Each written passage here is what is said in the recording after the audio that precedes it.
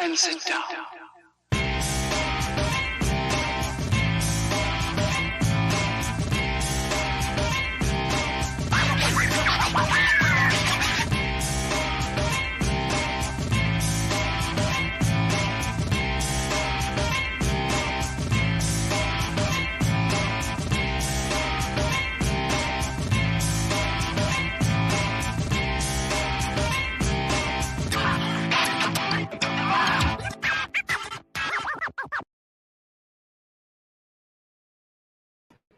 Hello, good evening, and welcome to another episode of Build, Paint, Play. I'm Dave. I'm Jake. Greetings, programs, and today we're joined by our friend Josh, also known as Jp Gotrokkits, who was at Gencon this past weekend and is going to fill us all in on what we missed and what he saw.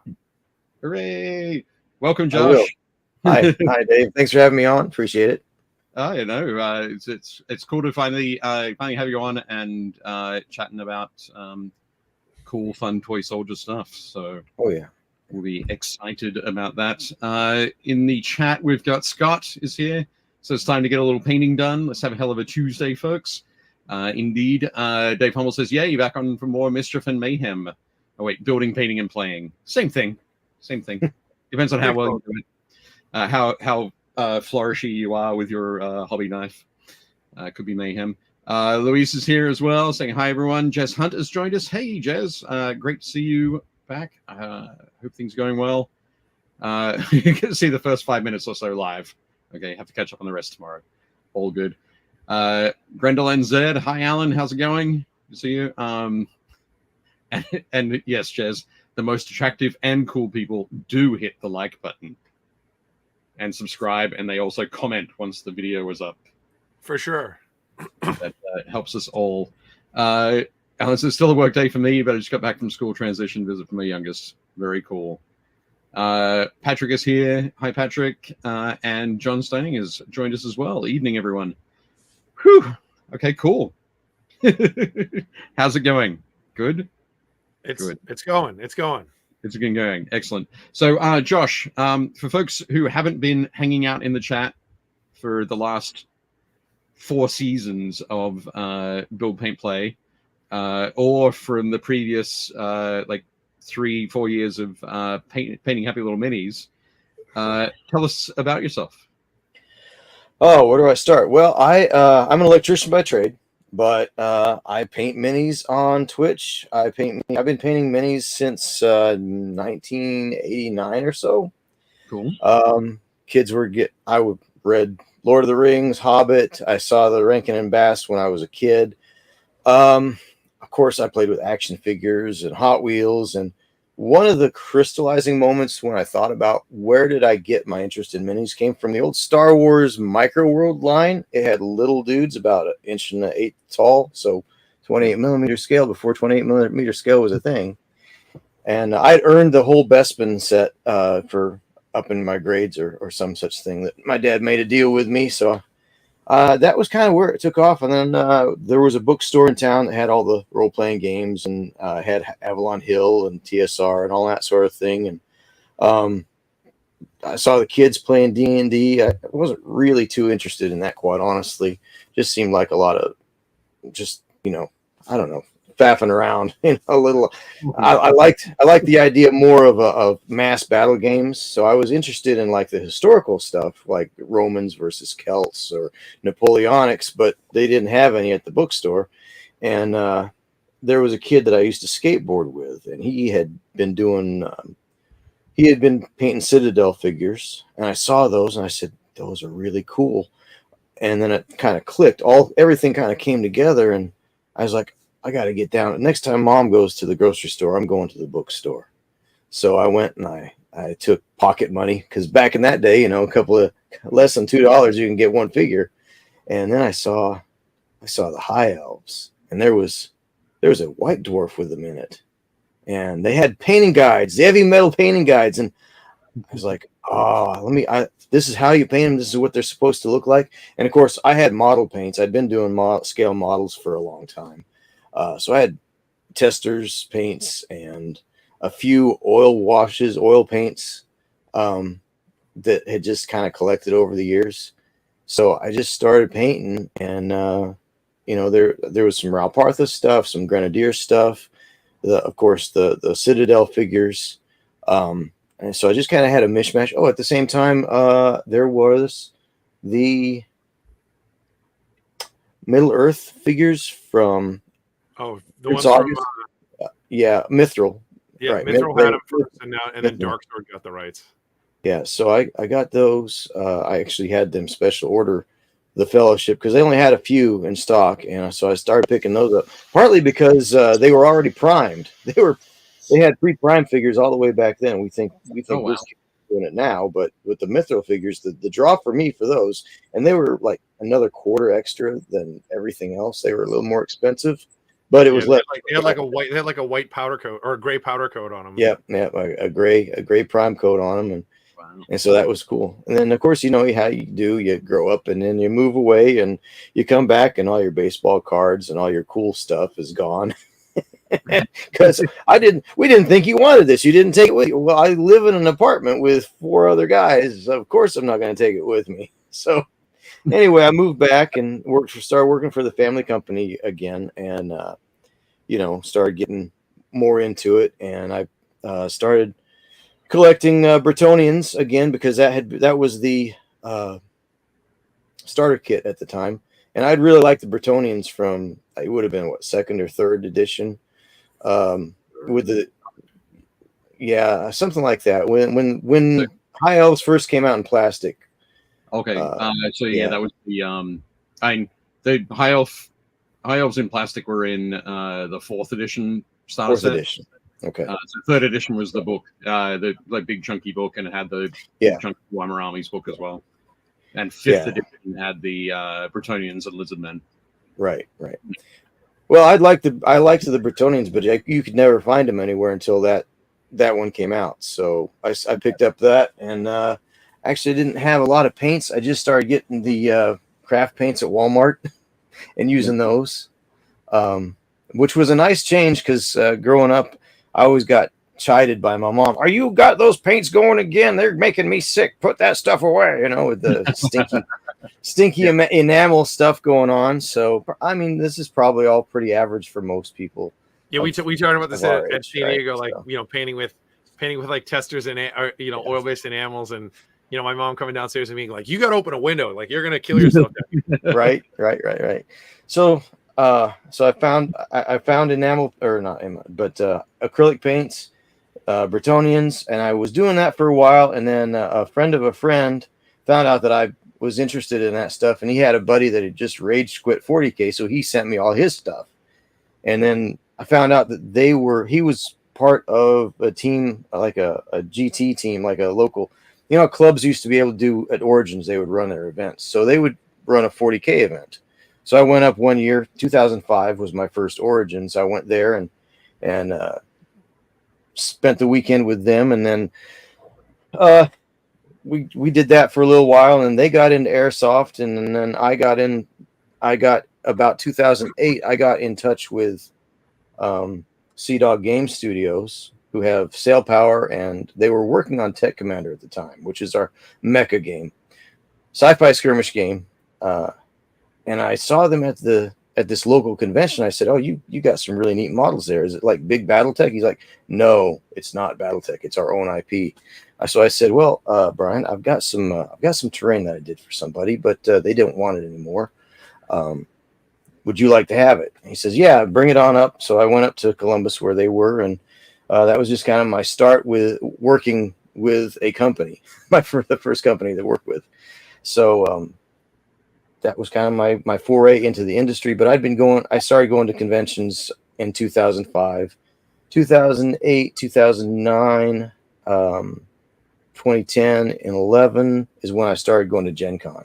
Right. So, and then I've been going to Gencon on and off, kind of 1 year on, 1 year off over the time period, as I can fit things in. And, if I do, I have to kind of stagger my convention attention, so I can't go to all the ones I would like to.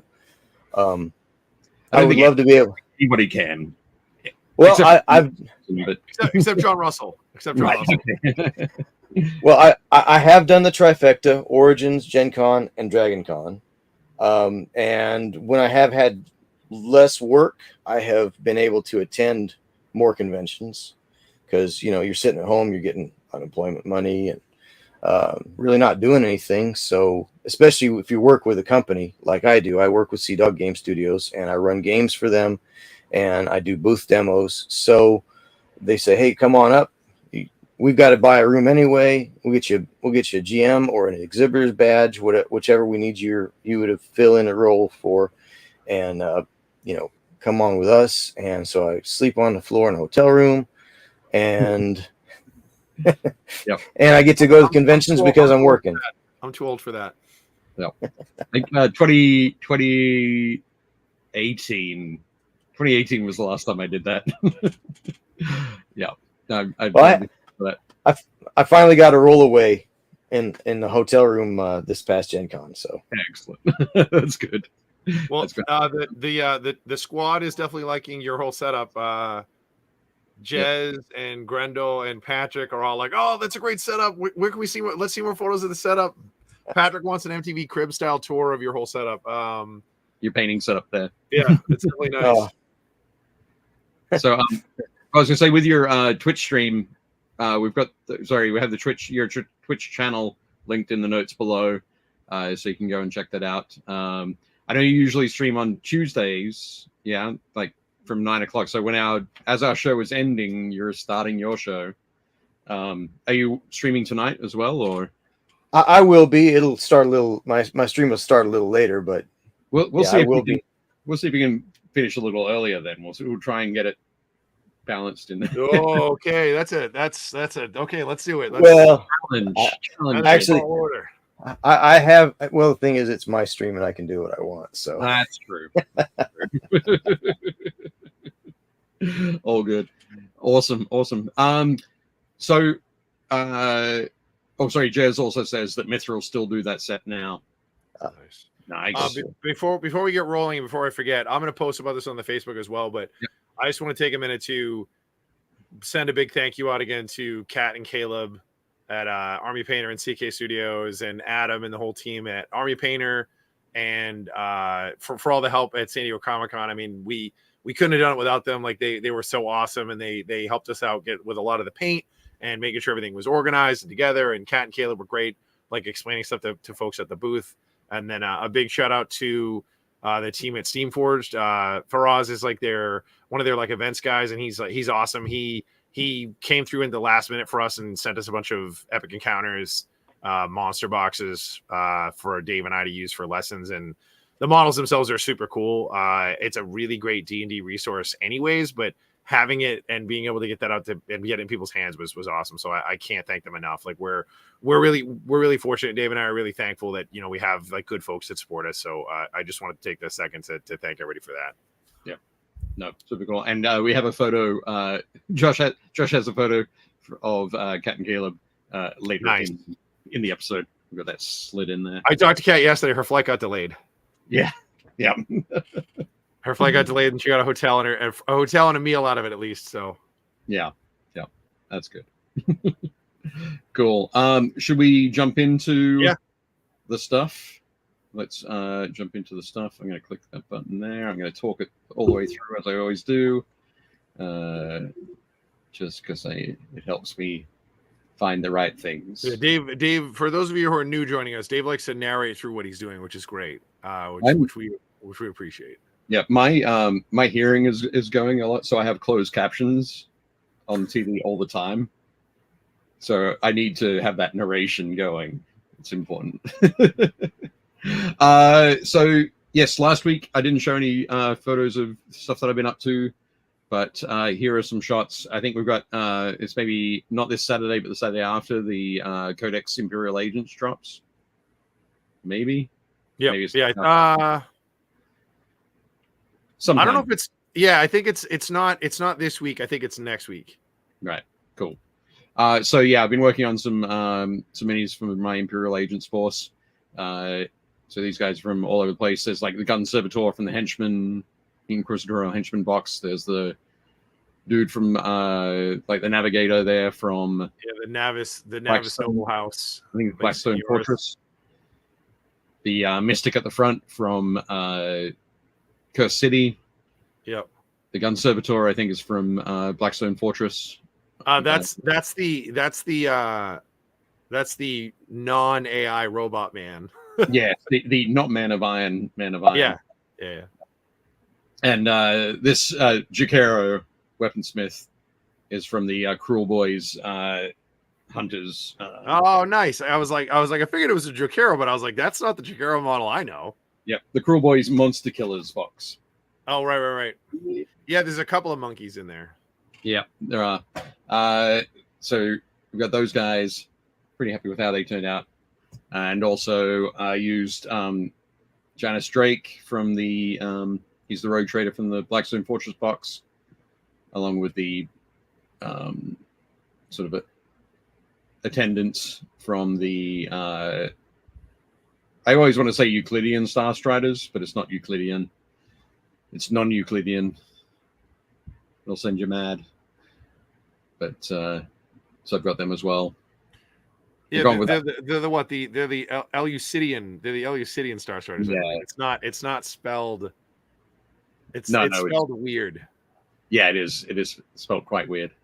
But anyway, I've got those done, so that operates as a like that. I really hope they bring back the Blackstone Fortress box. Like, well, actually, not only are the models great, it's actually a dynamite game. Like the game is really, really good. The core box is still available on the GW website. Yeah, but you can't get any of the other stuff. You can't get like but the core box is still there. yeah. You want to get started with it, but yeah. And Jess said, yeah, these will make a great Stargrave crew. They definitely would. But yep. So I got those done. So I'm pretty happy about that. Good. Jake, you are also super excited about. Oh yes. This guy. Yeah, this guy's awesome. So he comes with 3 different heads, and it's about time that they made an actual sanguinary priest. Like I converted mine. Like I wasn't gonna wait. But basically I converted what this guy is. So I think one of the coolest things they did that's really subtle is the lamp and the sensor that he has on his backpack. Yep. Those are socketed. So wherever he's tilting his head, you can change them. And I was like, that's super cool. It's a very subtle tweak that I noticed on 2 of the conversions. Because you can make his left hand. So the new thing with their models now is they come with basically a sort of semi at rest weapon arm and then an active weapon arm. So he comes with either the chainsword that's like half bent, and I guess depending on how you angle it, you can make it actiony. But then the pistol, it's extended out straight like he's aiming. So they have this head. They have another head with like slightly longer Blood Angel-y hair, and it's like pushed back from his face like in the wind. And then he has like an earpiece with a microphone coming to it like right under his chin. And then they have like a helmeted head with like the helix, the prime helix on his forehead and stuff. So I was like, really cool kit. And like if you build them like this, that's Corbulo. Right. Like that's Brother Corbulo, the senior sanguinary priest. So you can build him as either a sanguinary priest, you can build Corbulo out of it, or you can build a like an apothecary if you were using it for another squad or whatever. But yeah, this model is great. Yeah, it does look cool. Very nice. I think the work on the vials of blood, the paint job there in the center. Yeah, that's like a big thing they do now. They do a lot of like liquid stuff, and I'm always blown away by how great it looks. Yeah. No, awesome stuff. Super also, cool model. Yeah, this guy's great too. I think he has, was it 4 arms? I think he has 5 arms, I believe. So I believe he has in his left hand he can either have the Melta pistol or the what's their title? The Infernal pistol. So you can either have an Infernal pistol or you can have a heavy bolt pistol. And then in the other hand, I believe he comes with a chain sword, a power sword, or a power fist. Yeah. The correct loadout is the Infernal pistol and the power fist. And again, I think it's got 3 heads in this kit. So there's this one, there's another kit. Yeah, there's the regular one, and then there's the death mask. So again, the guy on the bottom left, if you give him a if you give him a combi bolter, which you can get out of any of the other kits, in his left hand, he's Tycho. Like, so you can make Tycho out of this kit, or you can just make like any company captain if you didn't want to make Tycho. And they even gave him like, third company, which is the wing with the 3 blood drops. Like, so it is obviously Tycho. Like, so they took 2 existing characters and packed them into these boxes with parts so you can make the different, if you want to make a generic character or whatever, you can. And again, see what I mean with the aggressive weapons? There's sort of the pistol at rest, and then there's the aimed pistol, and then with the sword, same thing. You can either the power sword down, or you can have the power fist up. So you can kind of change if you want to have him kind of be like at rest giving orders, or like about to shoot somebody in the face kind of pose. But again, tons of cool stuff. I really like the angled halo, like the iron halo that's tilted forward, so it's over the helmet is really rad. And I'm always a huge fan of laurels like carved into the helmet. So the helmet in the bottom right that has the victory laurel like into the mask is great. And the little blood angel sort of like touches like the Greek style like biological armor. So it has like the carved out musculature, and there's like the musculature to show the wrists and stuff on the Vamritzes, and then on the legs there's the little cutouts to show like where the shin bones would be. Just really like very, very small touches that are absolutely flavorful for the Blood Angel stuff. Yeah. No, that's cool. There we go. Yeah, you can see that the shaping here. Yeah. That. Yeah, just super cool. What do you think of these, Josh? They look pretty neat. All this talk about having 5 arms. I mean, most people are lucky just to have their 4 arms. But you knew you were going to get some puns out of me tonight, Dave. Yeah, for sure. I certainly did. But no, those are pretty neat. I'm not a Blood Angel player, but I like the idea of having those options in the model. That's gives people a lot of opportunities to really customize it and make their own. Yeah. We've just over the last couple of years, we've had so many people, be upset about how like the older characters like Tycho and Corbulo, they're super tiny because they're the original, I think 2nd edition Jess Goodwin sculpts. So they're beautiful sculpts, but they're so tiny. Like they're even undersized compared to like a lot of the firstborn plastics. Mm-hmm. Because they're the old metals. So they're a little smaller than like what was the everything from like basically 6th and 7th edition before. Like they're smaller than those plastics. And with the new Primaris Marines out, forget about it. It looks like a Space Marine out with his kids. It's pretty bad. So the fact that they were really clever and they packaged these in what are essentially like generic character packs. So it's like, oh, I need a Sanguinary Priest. That's great. You can also make Corbulo. It's like, oh, I need a Space Marine a Blood Angel's captain, which is cool, but I can also make Tycho. Like that's really neat. And now they're the right scale. They're the right size, and they'll fit in with your army. They'll look great. And you can mix and mash, right? Like I'm somebody who loves converting and kit bashing. And as soon as I saw both of these kits, I was like, well, I'm going to buy both of these kits, and then I'm going to buy a box of jump intercessors and make a jump captain and a jump Sanguinary Priest because that's what I run. But yeah, there's so many cool little like Easter eggs kind of hidden on these models. I really dig it. There's a lot of like attention to detail, which is great. Like even the shot, the top shot, the back of the upper leg has the fake musculature like carved into the plate. Yeah, like down the back of the leg where like your quad would be, or like your hamstring. Yeah, like that's just. You know what I mean? Like they didn't have to do that. It's really clever that they were like, oh, let's just, let's drop a little seasoning on this as well. So, yeah. So you've got the classic silhouette of the flared out armor going on, but then you get that classic sort of musculata squamata going on there. So, yeah, it is great. I like the death mask head is my favorite. The gold death mask. That's awesome. Yeah. Brett Abbott says, like many Marine decorations, the Iron Crown would suck if you have low ceilings. I mean, low ceilings would suck if you're just a Space Marine, anyways, because like they're all between like 3.5. They're all between like 2.5 and 3 meters tall, anyways. So Anyway, so cool. We're excited about those. Jake's super excited about those. Where's the rest of them? We'll see more. We saw them last week. You get 3 photos a week, mate. That's it. But speaking of photos, we've got a lot of photos to get through. With Josh, you did an awesome job while you were at the show. So many photos. If anybody hasn't checked it out yet, go and check out our Facebook group, the Build Paint Play community Facebook page, linked below.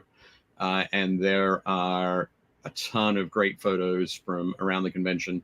There's some videos. I didn't grab any of the videos because I don't know how to show videos just yet.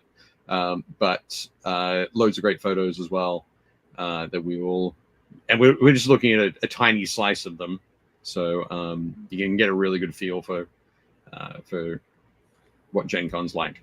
I felt like I was there. Like the one thing that's nice about social media and having like, I mean, at least 4 or 5 dozen friends of mine were there. So I was getting stuff just sent to me and like direct messaged, and then everybody's Facebook feeds were full of it. And checking in with my buddy Drew was there the whole time, and I was talking to him on the phone, and Alan, and like talking to Kat. Like it sounds like there was a lot. I was really impressed to see that they were completely sold out, which seems odd because I thought that I think that's the second time that's happened.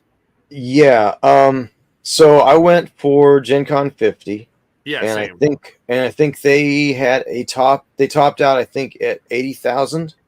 And then last year's number was 75,000, and it was bolstered because of the Lorcana release. Mm-hmm. That was their unique numbers. Now this year the number was 71,000. So they may have cut their cap down but they still sold out. 71,000 is still an amazing number. Of course, that's the paid tickets. That doesn't take into consideration Gen Con personnel. It doesn't take into consideration vendors. There were over 540 some odd vendors, right? Plus their booth personnel. So if you consider that's at least maybe 4 people per booth, at least we had 1, 2. So we had 7 people on our team. So plus GMs. Yes. Yeah. Well, I'm considering the those GMs are part of our team. Yeah. Plus the GMs. Yeah. So easily it was well over 71,000 once you start getting into the weeds with it. If the average booth has 4 people, that's another 2,000 people just for the booths. So like you're talking, my guess is that not counting, like you said, not counting ticketed sales, there's probably at least another 4,000 or 5,000 people there between reps and workers and the convention staff and event folks and like line management, all the booth staff, all the vendor help. Like it's probably another 4,000 or 5,000 people easy. Yeah. So there was probably close to 75,000 or 76,000 people there. Yeah. But I will say this, now I've heard different things. I've heard some people say that it was harder to get through the dealer hall than before. Some said it's about the same, but I went in on several occasions and I really didn't have that many problems. But then again, I also kind of had my plan as to know where I wanted to go. So it did feel to me anyway, my own personal feel, it felt like things were more open, even though we had a record crowd. So yeah.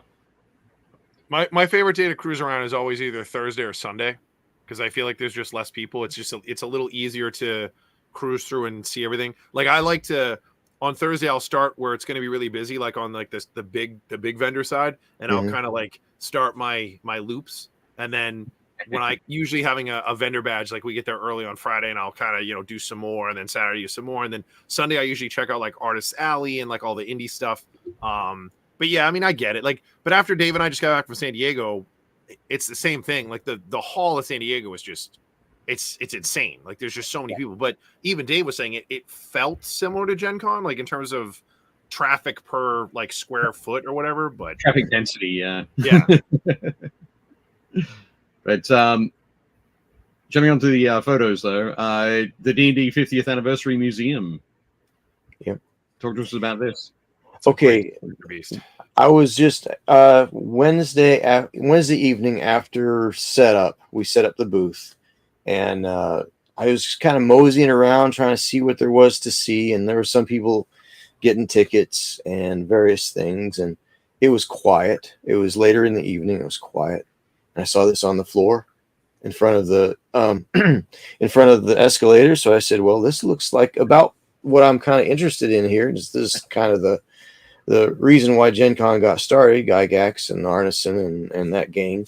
So I said, well, I got to go check this out. So I did. And I went up there, and there were a few people milling around in there, and there was a security guard in there sitting. So I figured, well, this looks pretty legit. So I went in and looked around, and then somebody with a black Gen Con shirt came in and said, "Oh, this is closed. You're not supposed to be in here. But since you all are in here, I'll let you all finish looking around." But then he told the security guard, after these people are out, and think, make sure nobody else comes in. So, Right. Yeah, I saw these pictures you posted, and I was like, somebody broke into my house and put my collection in a glass case. Like, I was like, I own the vast majority of this. I have the little white books that are there. I think I've showed this off to the guys on the stream before. I have a buddy of mine for my 40th birthday bought the little white books for me. When I started collecting, it was the box sets. So it was like the the red, blue. Yeah, red, blue, black, because it was expert. Yeah. Basic through expert. Yeah, and then I jumped into, I had first edition stuff. So like I had that copy of Deities and Demigods. I had that original D&D box set that's in the top left of the right-hand picture. Right. Yeah, I had Deities and Demigods. I had that Dungeon Master's Guide. I had a second printing of Monster Mania, so it's not that cover, it's the Red Dragon. Right. But yeah, it's super cool to see it, and it's kind of nuts to think that that's been around for 50 years. Like that's crazy. Like that is absolutely nuts. 1974 was a good year, Jake. For sure. A very good year. For sure. It wasn't too bad. No. Well, that was the hype year for me, because then I was born in 75, so they had to like get everything ready, and they were like, "Shit, he's gonna be here soon. Like, we gotta launch Dungeons and Dragons. Let's hurry up and get Games Workshop. Let's get this Warhammer stuff off the ground." 73 was a much better year, but anyway.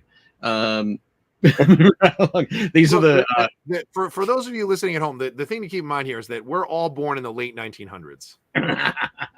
Somebody said that to me the other day, and it broke my mind. I was like, "Oh my god, that's the craziest thing I've ever heard." I prefer to think of myself as being born in the mid to late 1900s. Excellent. Dave Hommel says, "I miss my D&D stuff. We got a happy home 15 years ago. That's good. So cool." Yes, Scott says, 75K, that's nothing, brother, compared to the 90,000 plus Hulkamaniacs who filled the Pontiac Silverdome. See who can drop the leg on the Iron Sheik.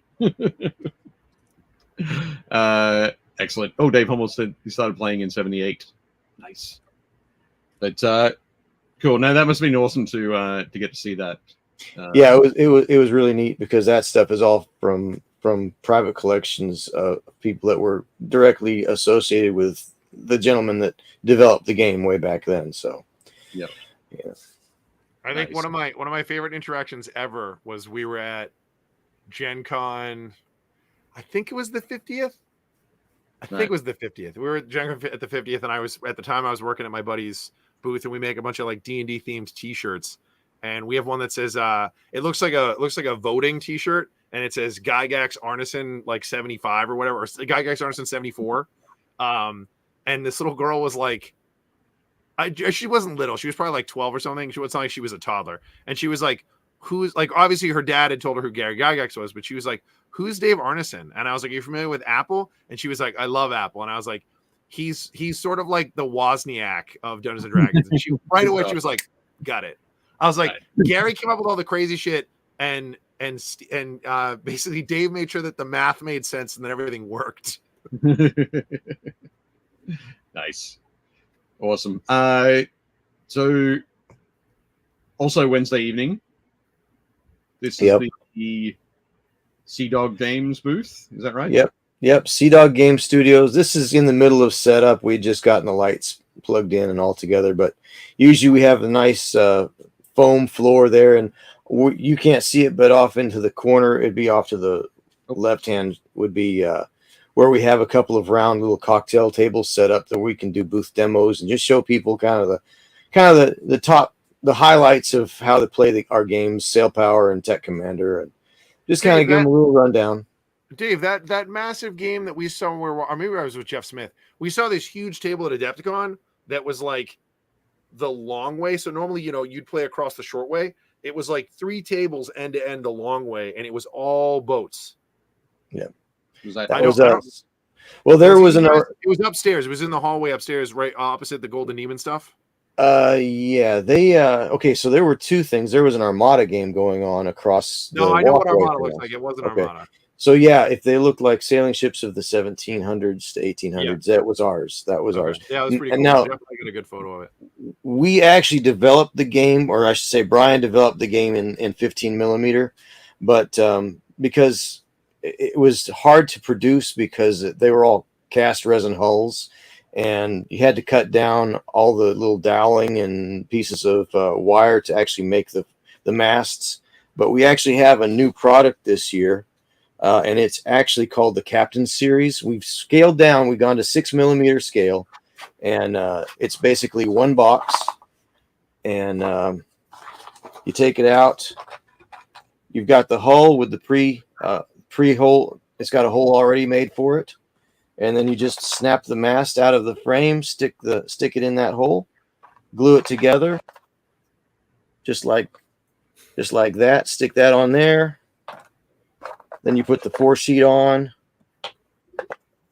glue on the shrouds, and you've got this is one I've got to put together, but it's a lot easier than faffing around with a whole bunch of little pieces of wood and doweling and the like. And this is designed to get people out of the box and onto the table quickly. Nice, because we're kind of pivoting towards that access in gaming. We want to make it easy to access and break down the walls, break down the barriers.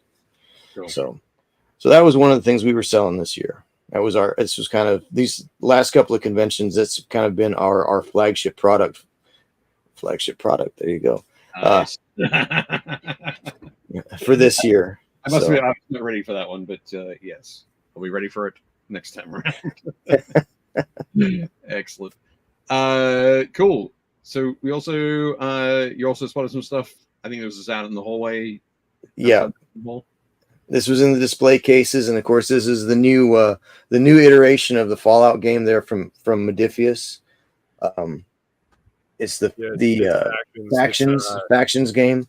Yeah, so they up until recently they've had there's the role playing game, and then there's like the sort of it's a skirmish game, but it's not. It's a skirmish game, and you can make it as big as you want. And then factions adds the gangs, so you can play as one of the gangs. You can kind of use that as your kind of base to start. You think of it more like Necromunda. It's more like smaller scale skirmish. You're running between like 5 and 14 models. Like you're not really doing anything nuts. Like I love that they have Liberty Prime over there on the right. Liberty Prime is hilarious. So for 40K players, he's basically the size of like a knight. And in his right hand, he's like a quarterback. In his right hand, he has a mini nuke. And what he does is he chucks it, and wherever it lands, it goes off. And he's a robot, so he's immune. But I think it's like it is such a 50s idea to have a giant American robot that throws a football that's a nuke. Like that's amazing. Yeah, it's totally that 50s. Yeah. Nice. I guess this was Thursday morning. Yeah, this would have been Thursday morning. Yeah, that's the main entrance. Yep. So that's what you see when you're walking down the street from your hotel, and it just says new card game. That's a new card game from Bandai. Mm-hmm. Nice.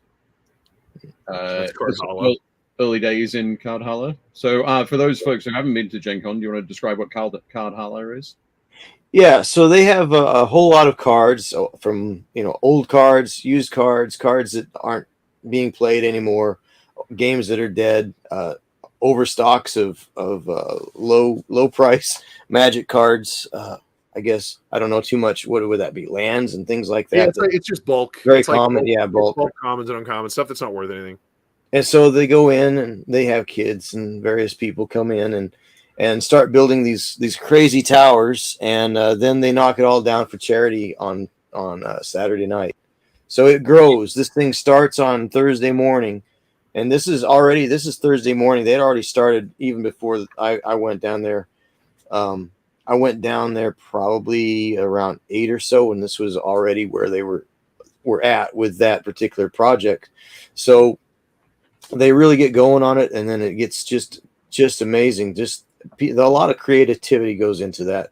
And you can watch it grow through the weekend. It's really neat just to watch it grow and how big it gets. And there's been a lot of really amazing, elaborate things over the years. Yep, I think I've got some more photos.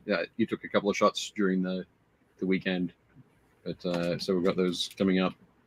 But that's super cool. It is something that's, as far as I'm aware, it's unique to Gen Con, and it's just a super fun idea. Next up, so this was in the painting area. Yep, that is Ryan Meigs. He's on Twitch. His channel is Useless Wizard.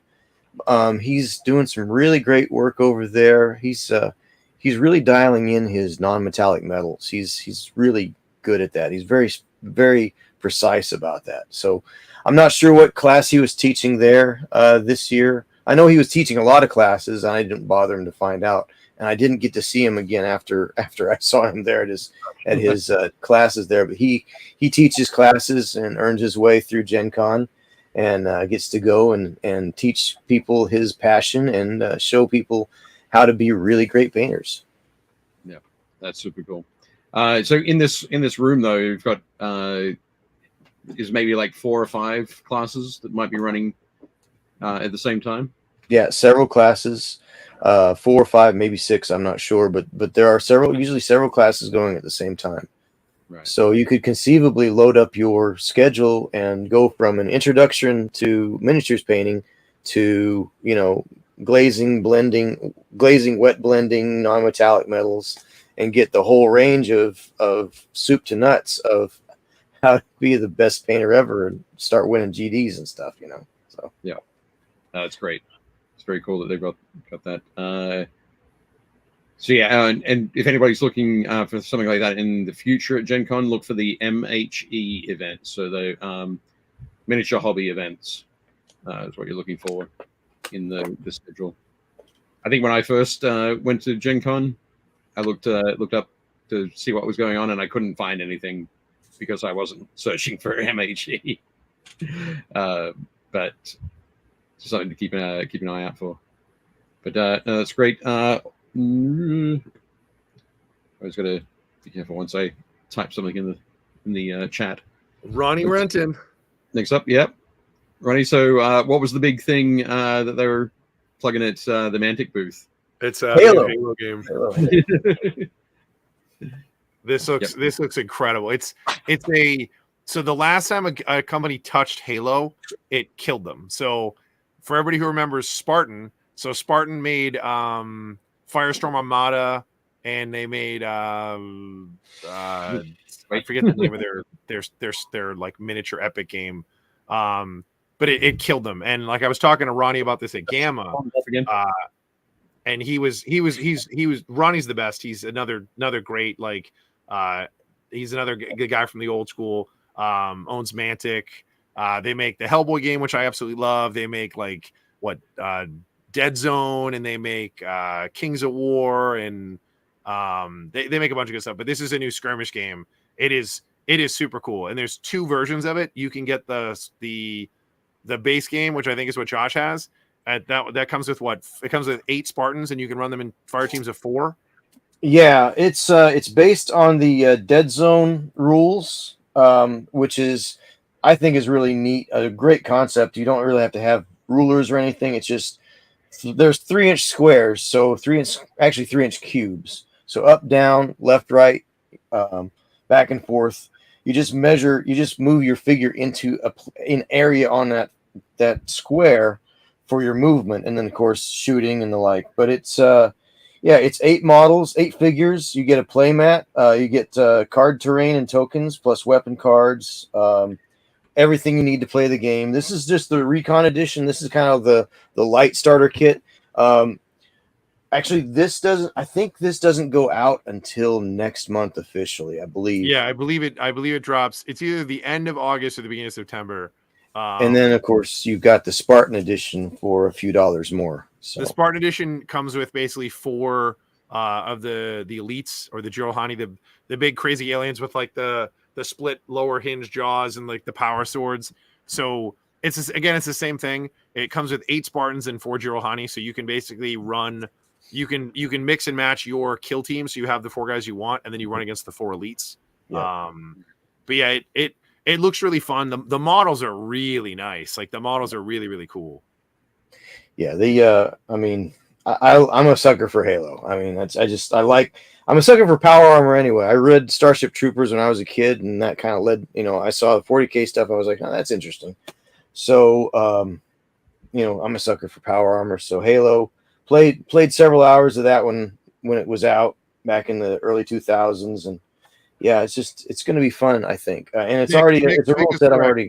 I was thinking of Dystopian Wars. All those games still exist. When they went under, Warsenal, I think, bought all of that. Yeah, TT Combat. Yeah. So TT Combat bought the stuff that Hawk used to have. They bought the stuff that Hawk had. All the Spartan stuff went to Warsenal. Okay. And they make like WoW West Exodus and all that stuff. Right. But yeah, it was Halo Fleet Battles, which was basically just a reskinned Firestorm Armada, and then Halo, I think it's called the Halo Ground Assault, which is basically Dystopian Wars. It's like epic scale combat, and they reskinned them and put Halo on it. But the licensing agreement they had with 343 Studios literally killed them. Like they had to pay them, and they were making no money. And it's part of what shuttered them, but it was definitely a big part of it. So I went over to Ronnie right away, and I was like, "Oh, please tell me." And he was like, "No." He's like, "We got a really good deal," and they were really excited about it. So. Yeah, that's the thing is, I remember the Starship game came out, and they were supposed to bring their ground combat game, and it never quite crystallized. Yep. So, why would you address the game? Yeah, we got to see these. Remind me, are they 28 millimeter scale? I feel like they're a little bit bigger. The humans are 28 millimeter scale, but these are actually the Spartans are actually a little bit taller. I think they're actually at 32s. Humans are at 28s. Just kind of the Primaris versus Imperial Guard sort of thing, So we've been joined by Itzio. It says that Halo looked really good for modeling at least, but I did hear that it's a reskin.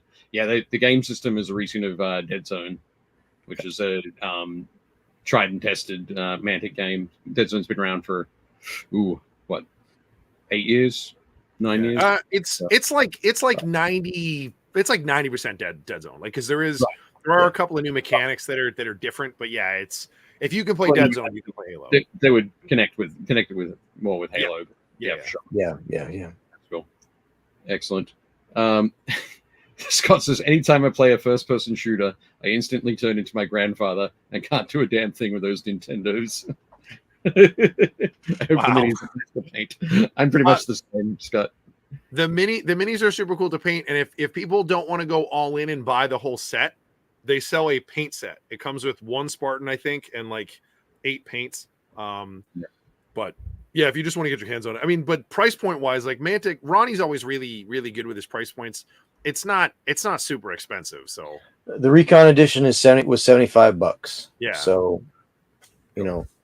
get into it. It's cheap. Excellent. So next up, we've got some photos, I think, from the painting competition. Yep. So obviously, this is a scene from the Clone Wars. Yeah. What is it? That's what an AT is that an ATRT? ATTE. ATT, yeah. All the acronyms for all the Republic and then later military walkers are all crazy. Yeah. But yeah, that was amazing work. Yeah, it looks great. Was that in the was that like a diorama category? Is that I assume it was a diorama category. Or it could be open if there's an open category. Sure. Well, that's the thing about that competition is it's almost completely open because everything is. I mean, I'm sure there's categories, probably diorama and the like, but as far as I consider it all open because it's not pushing any one particular game company's stuff. Oh, okay. Yeah. So if you paint it, it goes in, and much like the Nova judging, it's that county fair, state fair style judging, blue ribbon, where they judge it according to its own merits. Yeah. So that's also there's a lot of cool stuff going on in this. There's a droideka in the back left corner, and then you've got like one of the little spider droids like walking underneath. Yeah. The dwarf spider with the head with the mosquito nose. That's the laser gun. Yeah. Is that this one? Yeah. Yeah. Yeah. Looks cool. Here's some more entries in the paint competition. So this stuff all looks 3D printed to me. I'm sure there's a lot of resin pieces there. Yeah. But yeah, it looked like they well, I think I saw Lynn said that they had 350 plus entries this year, up from like 280 last year. So 25% increase, pretty crazy. Yeah, that's awesome. That huntsman in the back with the eagle on his arm, that's a cool model. Yep. Yeah, they look really neat. I wanted to go. There we go. Yep. I think this one won a prize at Golden Demon in Chicago this year as well. But it does look like a lot of fun.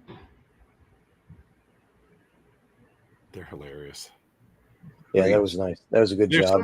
There's so much, like, I mean, the colors on these are amazing, but there's so much fun detail on the sculpts. Like the guy on the right, there's like a squirrel on his head. Yep. And the guy on the left, it looks like he has a kitten stuffed in his front pocket or something. All right. He might do. Yeah. Can't quite tell. That's really cool. You mean the guy with the colander on his head? Yeah. The guy with the pot, halfling with a pot on his head. That's if you don't have a halfling with a pot on his head, then you don't have halflings. Yeah. I also like the guy riding the goat. Like the horns on that goat look amazing. Yeah. Beautiful stuff. Some nice Star Wars Legion models behind him too. That's some of Gar Saxon's Death Watch commandos. Okay. Neat. Scott says, I don't trust Ronnie Renton purely because his name sounds like something Scooby-Doo had to make up on the spot, and he and Shaggy are up to their usual shenanigans. I think several people have tried to see if Ronnie's wearing a mask, but he usually disappears just before. It's just I know of a couple of guys that kept stealing his hats. Right. Yeah, that happened a while ago. he got a new one. He posted about it. He was really excited. Yep. But yeah, that was me and Mel. But also looks like there's some Spearhead being played. So GW's new Age of Sigma small scale gaming. Super fun way to play. The new rules for Spearhead are some of the best rules around. It's a super tight system. They eliminated a bunch of rules that kind of screw small armies. So like a perfect example would be Skaven, right? So the big flaw with Skaven, or the big sort of the balance with Skaven, is that their stuff's really cheap, so you outnumber everybody. But the downside is that their morale is really bad, so if you break them, they tend to run away. So in Spearhead, there's no morale. So, which is great, because otherwise you'd be like, oh, I just marched my unit of Chaos Knights across the board, and your entire army flees. And it's like, yeah. So in Spearhead, there's no morale. So that can't happen to an army like Skaven. But the board is only that big, so like you get stuck in combat like right away. Like it is super aggressive. It's really, really fun. Right. So this was really cool. I don't know how many people are familiar with the way things work at these larger conventions, but generally you have to pre-register or have a ticket or a generic ticket of some sort to be able to play in a lot of these games. And there's only so much room. However, Workshop did this cool thing this year where they made it so that you could just sit down and start playing with someone and learn how to play the game. You didn't have to register. You didn't have to spend money. You just sit down and start playing. that was really cool. And sometimes from the independent side of things, workshop gets a little bit of a lot of heat, which you're going to get that when you're the 800-pound gorilla. But remember, I was talking about access in gaming and lowering barriers. That's something that I think helped lower barriers for people, is just say, hey, come and sit down and play a game with us. Let's see how you like it, and then worry about whether or not they're going to buy it. Yeah. So, yeah. No, that's good. Good old James Workshop. It's free. That first hit's always free. Fantastic. Right. Mainline that plastic. Yeah. So is this was another this looked really interesting because it's set up on Warhammer Underworld's boards using sort of the spaceship boarding action terrain. And yeah, I would assume that they're doing boarding actions, and instead of using rulers, you're just using the hexes, which is great. That's a great idea. Yep. What was going on, Josh? It looked like it was actually Spacehulk to me, but I really didn't get a chance to ask the gentleman. I didn't want to bother him. He was very busy. As you can see, he's got a whole table full of players, but I believe there were Tyranids down there in the corner. So he was, leaning into the IP, Space Marines versus Tyranids. You're always going to have that. And this is just a very familiar scenario. So right. I'm not sure exactly what rule set they were using. I think they may have very well been using boarding actions. Probably so, because it doesn't look necessarily space hulky with the tiny corridors and ins and outs. Yeah, I think this is boarding. This looks like boarding actions to me. Right. Yeah, well, that's cool. Glad they were doing something there.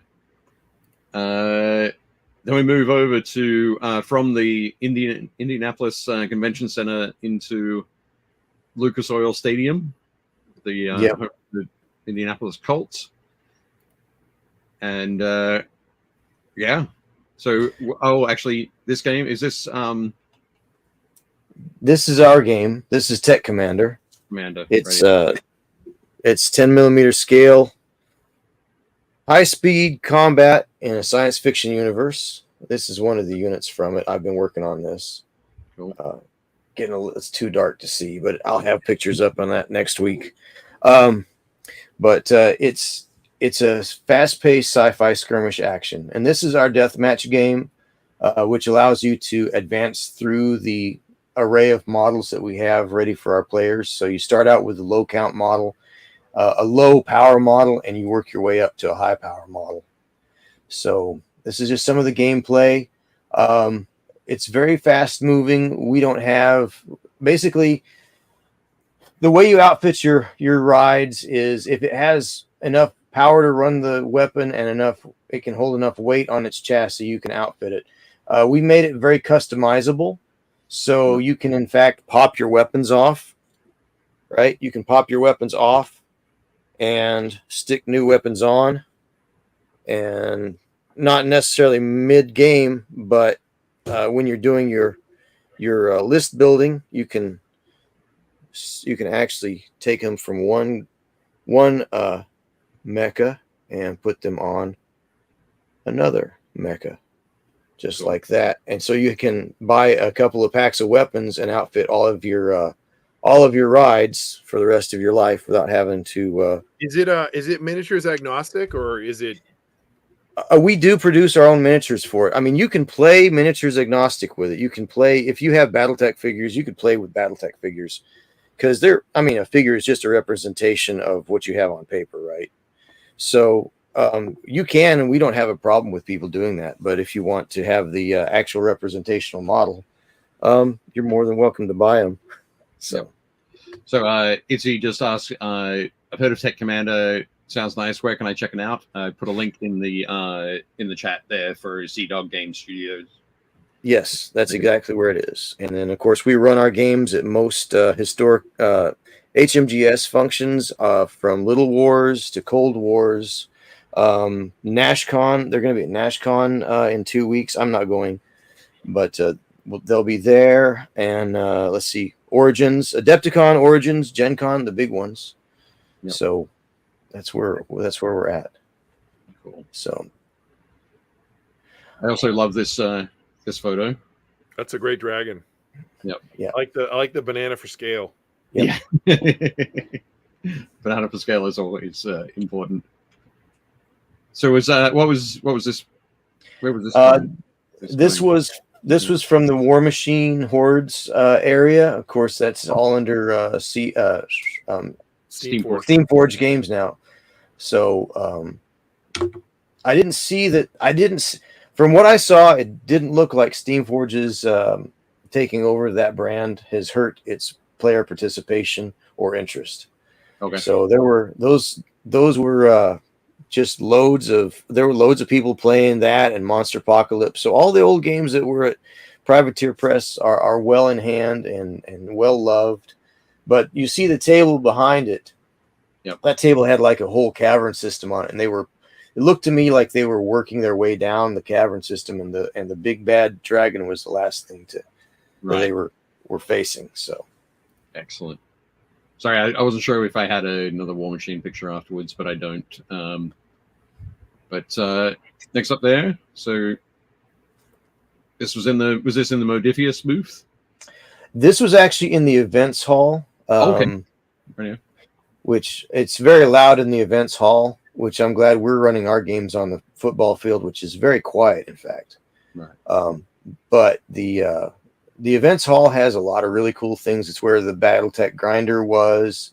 Avalon Hill had a booth there. The Games Workshop area was also in the exhibit hall, not the exhibit hall, event hall, which is right next door. There's an air wall that they open up, and it's kind of, but yeah, it's just there and kind of off to the side. So you had Fallout, you had Infinity, Corvus Belli. We had this was actually run by I believe the Cincinnati Area Gamers CAG group was actually running this. So these Fallout games, I think, were there from them. Right. And the gentleman that made that, he actually lives over in Cincinnati, and he's also got a YouTube channel here. Yep. So excellent.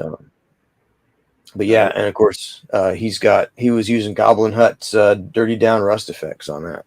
See, I like the Goblin Hut billboard that's in there. Yeah, pretty nice. Yeah.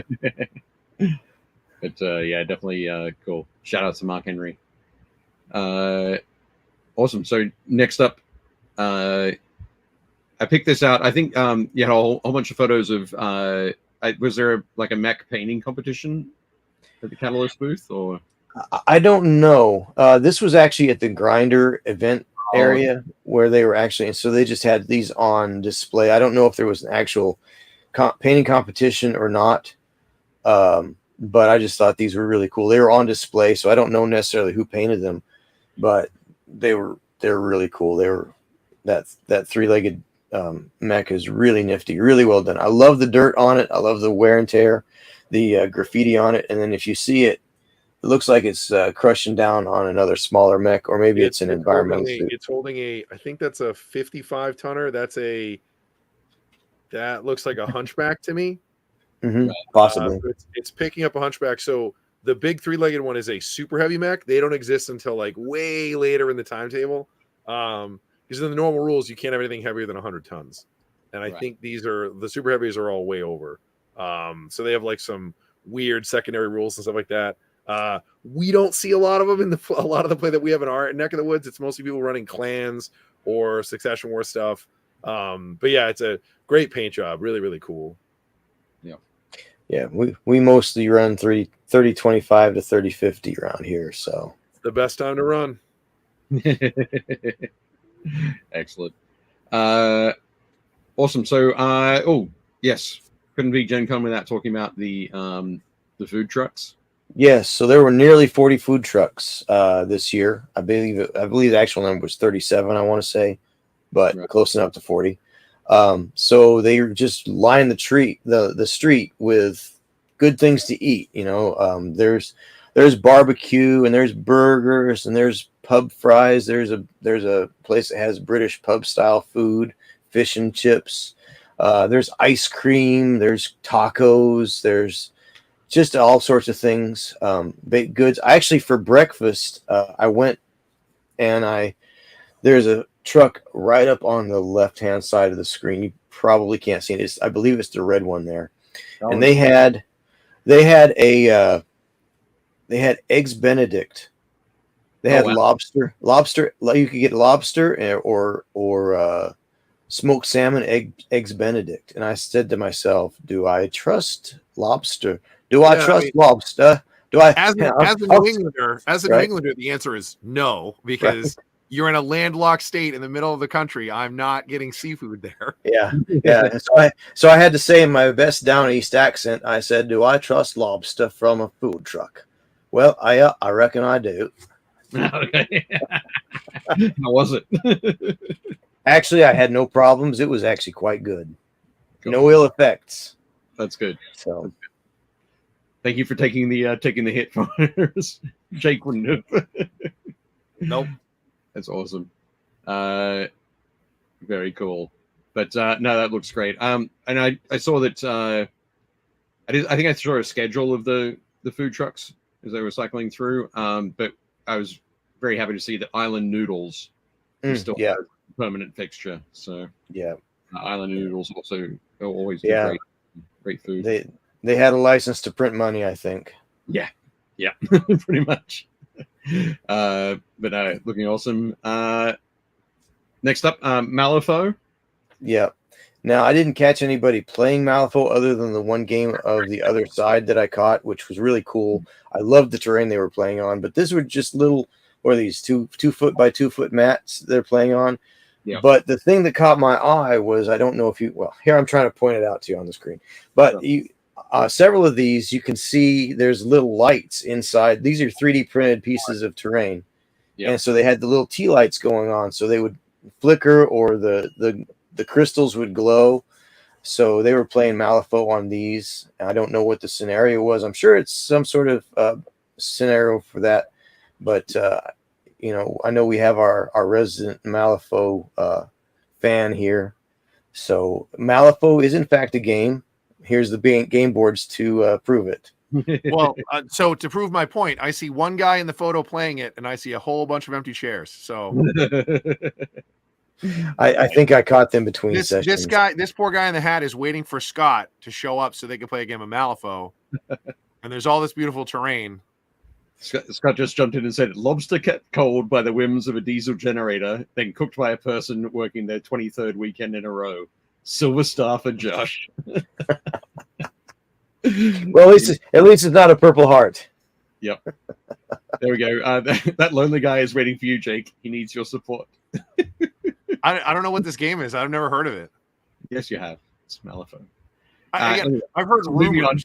This is one of the big models from Malifaux, or I think it's probably from the other side actually. So yeah. I mean, I'm a sucker for giant fighting robots, giant stomping robots. So what can I say? Yeah. It's always been my. This is the Malifaux model? No, this is a model from the other side. The game called the other. Okay. So my disappointment, and my it's often the thing that I would talk to, like if anybody says, "Oh, I think you're making another game," and I say, "Are you going to use the same models?" Well, so when Weird released, or we was preparing to release the game The Other Side, getting everybody hyped for it, they did the Kickstarter, it went well. And then just before they released, they were like, people were like, "Well, can we use these models in Malifaux? Can we use our Malifaux models in The Other Side?" And they're like, "Nope, 2 separate games, different sets of models. Can't use the same. It's the same universe."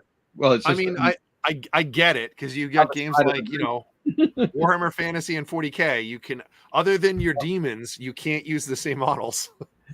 This would be like saying, so these space marines that you have on this planet, they can go in a warp jump to another planet, but those space marines from that planet and these space marines can't fight against each other. It's the same universe. It's just separated by a dimensional breach. Well, I mean, I can't use my space marines in Necromunda, and that's the same universe. Well, you can, but anyway. But it's the they have a role playing game called Into the Breach. So it's no matter how you slice it, this is a cool model. Oh yeah, super cool model. This is Josh. awesome. How big is he? He's about the size of a knight, you know. Okay. So about what 8-9 inches tall. So he's a good size critter there. Yeah. But the paint job on that is just beautiful. The gradient on the greenish blue metal there, and then the OSL on the eye. Nice. Just looks fantastic. Nice one. Okay, so again, Cincinnati area gamers, they actually bring this to a regional convention called CincyCon each year. But they have this, and it's a Spacehulk. It's an Imperial cruiser, and then they play Spacehulk inside of it.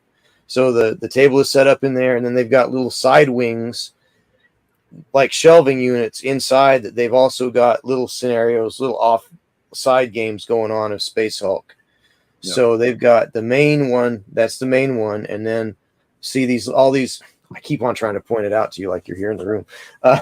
Over here. Yes, yeah, all those little alcoves.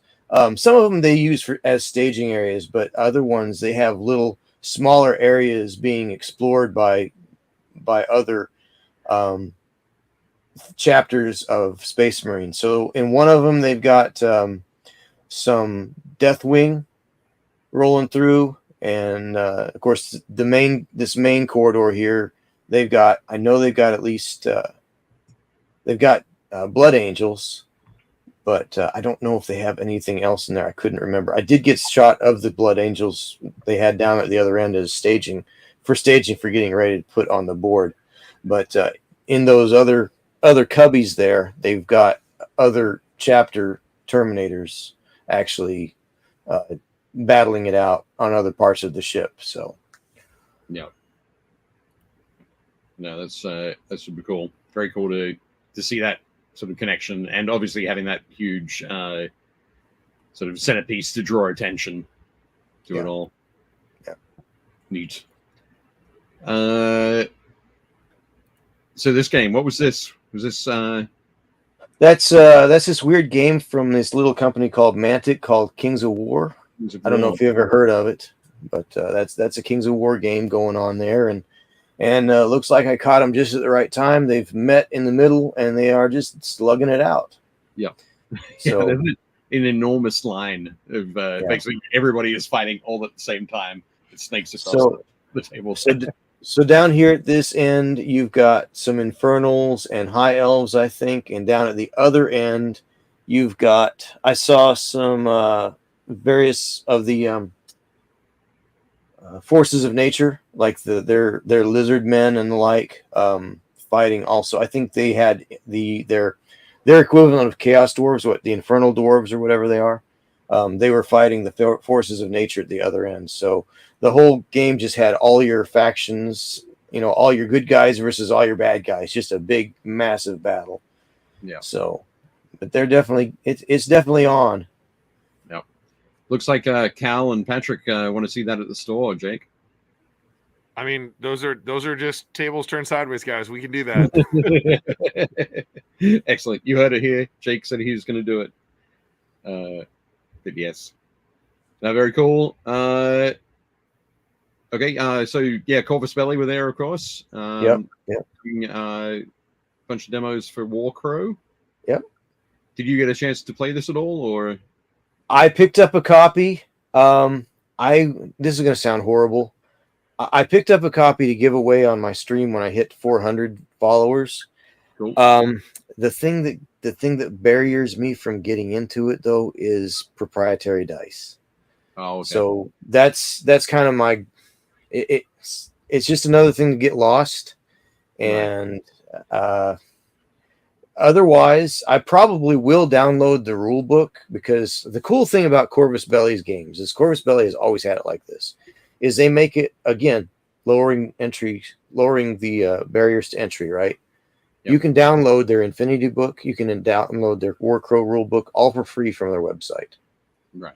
So, again, if the rules are free, why wouldn't you buy the minis? you know. I think So. you're going to see a big shift in Corvus Belli. So they have they just got a new I don't know if he's a board member or part owner or whatever, but they just got a new partner who is injecting a bunch of money into the company. So like at San Diego, they teased like they're going to make they're going to put out the IP and do like I think a show or a movie or something. Yep. And then they're gonna change the way a lot of their minis are. My biggest frustration with the Corvus Belli stuff is the metal minis. Like they are absolutely beautiful as long as you put them in a case and don't ever touch them, because it's always like there's always like some ninja who has like a rocket launcher and she's like jumping through the air and her single point of connection to the base is like a skinny little ankle as she's in like a ballerina pose, and she's super top heavy.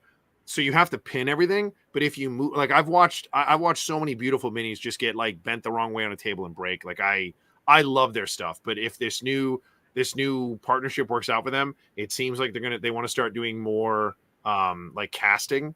So hopefully we'll see some like hips plastic or stuff like that. But yeah, their metal models are just, oh man, like I love them. I don't have any desire to build them. Like that's fair. Cool. But yeah, it's a beautiful game, and then the figures are beautiful. Warcrow looks awesome. Like Warcrow got its hooks in Ben and I when they teased the Kickstarter. Really, really like it. Think it looks spectacular. I think the rules are really fun. Their rules are awesome. Like I think both Infinity and Warcrow are really, really fun, and they're really dynamic games to play. They're kind of in line with like a little bit of Kill Team with like a splash of Necromunda, and like, you know what I mean? Like it's a skirmish game, but I really dig the way that it's laid out. It almost has like a bit of like Dark Age too, in terms of like some of the mechanics. So really, really fun. It's just like every time I see it, I'm like, oh man, I have to build those. Like Alan says with Corvus Belli models, you get really good at pinning 2mm thick arms. The newer stuff actually feels like GW plastic push fit though. Nice. But it is a beautiful game, beautiful models. The fact that there are actual buildings that come in that box, it's amazing. It's just with the proprietary dice, it's just not for me, right. Unfortunately. It was kind of like an air moment when I found. I mean, somebody was telling me that they made a there's like a key. So because it's just, if I remember correctly, it's just D8s and D6s. You just use the key. So you just roll D8s and D6s and you look at the key. Each number is a different result. Like that's all it is. It's just There's a sort of argument that says like you can just do that, but it's also you have to think there's an extra step that you're putting in there. Sometimes unnecessarily. But, sure. I mean, I use so many games that have proprietary dice. It's not even a thing I like think about. Sure. Like Star Wars Legion uses proprietary dice. Shatterpoint uses proprietary dice. Marvel Crisis Protocol, Marvel Crisis Protocol uses proprietary dice. So like for me, it's like, it's not like they're proprietary in that like, this is a weird shape you've never seen before, and it rolls results that don't make any sense. You're like, oh, it's a D8 with symbols on it. Like, sure. Like I get it. Josh, I totally get your point. It for me, like that's not a sticking point. Like if the game is cool, like I'll play it. It doesn't matter to me. Sure. Like Malifaux doesn't even have a dice mechanic. It's a card mechanic. What's this Malifaux? Is it a game? I think it's a card game. I don't know. I've never seen it. Yes. Excellent. So, and this was this the Infinity tournament? Yeah, this is the Infinity Games, and of course there were several boards like this, just all completely covered with terrain of every sort. This is some sort of weird foresty thing, and then it goes into a dockyard and a stockyard, a snow base, and then I've seen that green like modular terrain. I've seen that stuff before. That's one of the things I really like about Infinity. If you're going to play it the right way, the boards are always super, super busy, which I dig. So there's no like, oh, I have my guy shoot your favorite character across the board. And you're like, yeah, you can't do that. Like you have to get close. Like even like the long range weapons, it's like 24-inch range. You know what I mean? So it's like, you gotta be pretty close. Yeah. The idea of terrain density is something that, it's hard to convince people that have been used to just framing the board with terrain and say, no, we need to put more things in the middle. No, we need more things in the middle. Infinity says, no, we have all the things in the middle. So their terrain's really nice too. Like I know Dave and I talked to was it Jay at War Cradle or Warsenal? Warsenal. Yeah.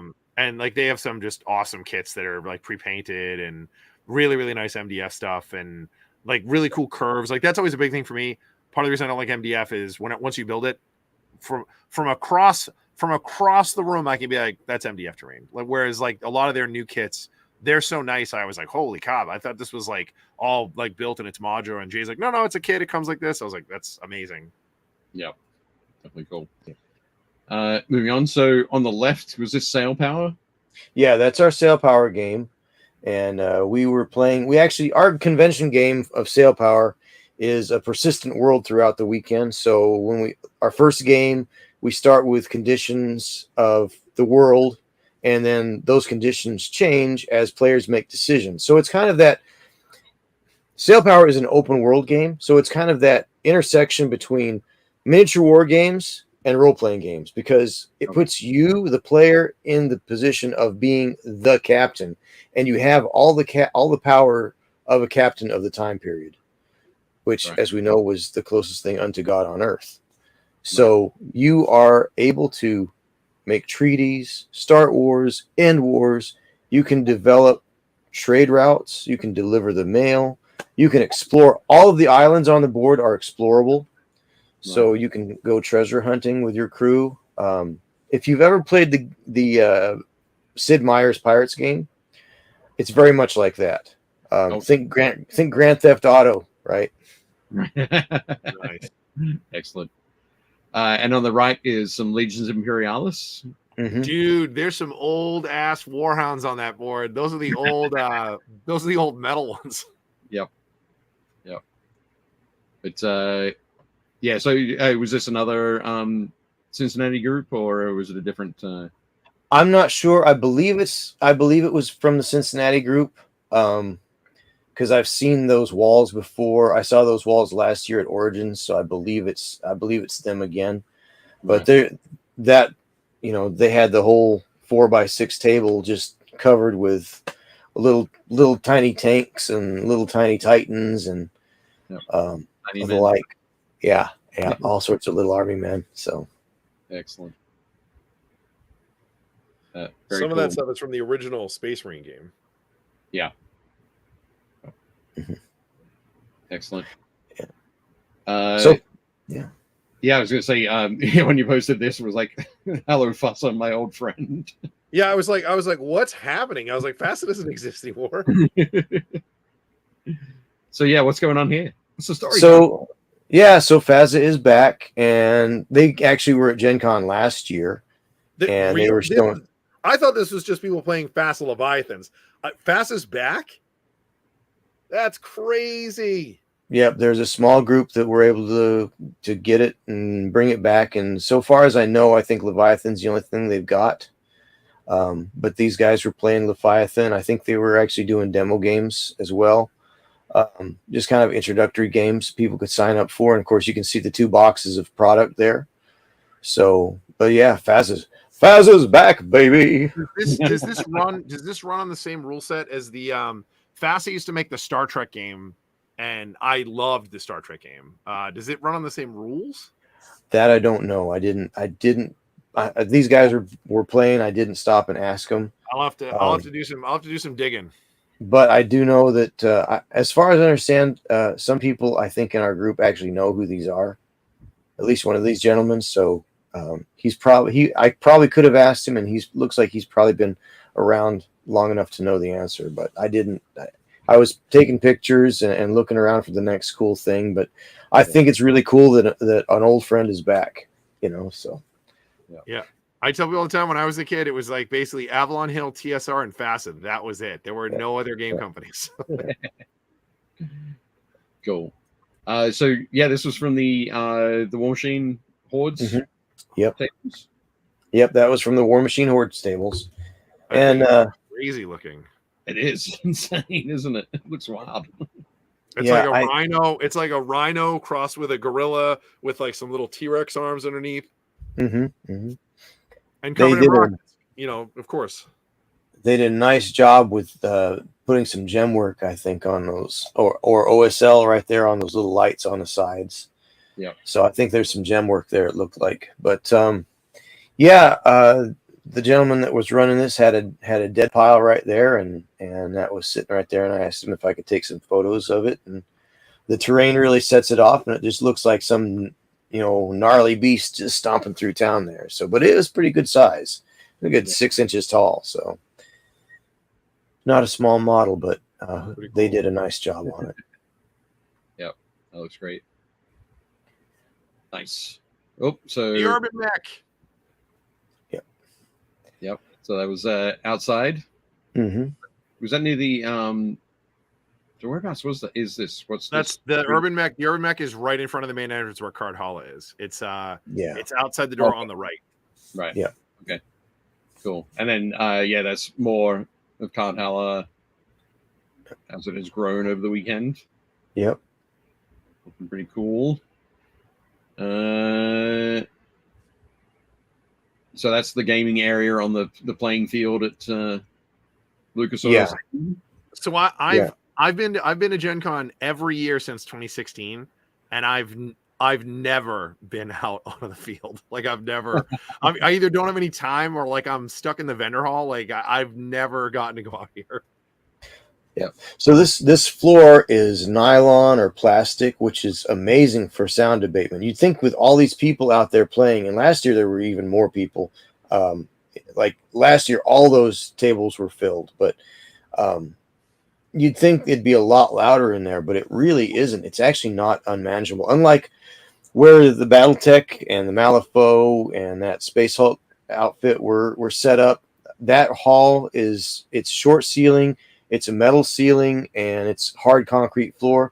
You've got this soft plastic, relatively soft. I mean, it's hard, but it's softer than concrete.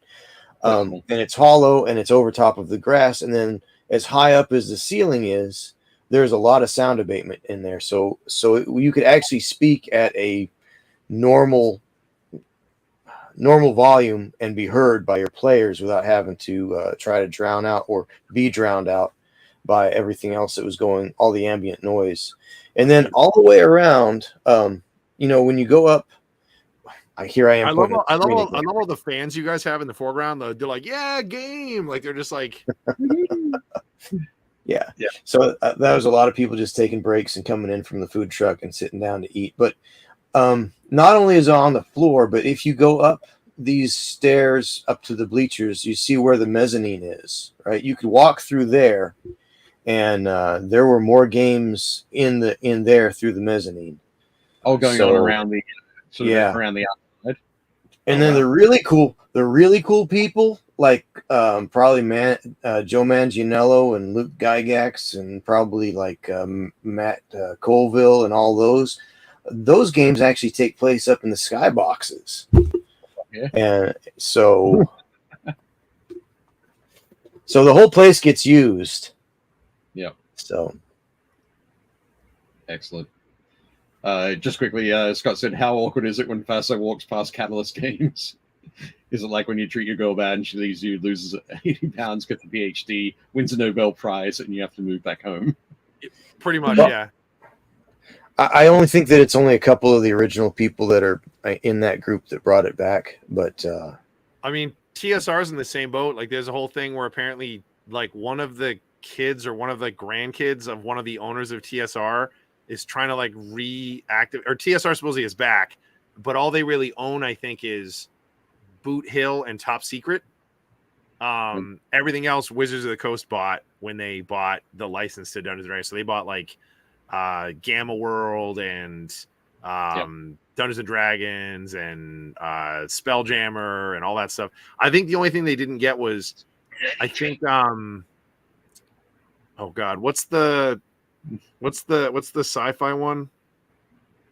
Star Frontiers. So Star Frontiers, I think Star Frontiers is tied up in some weird legal thing because like the original designer didn't license it to TSR fully, so he Jake. owns a piece of it.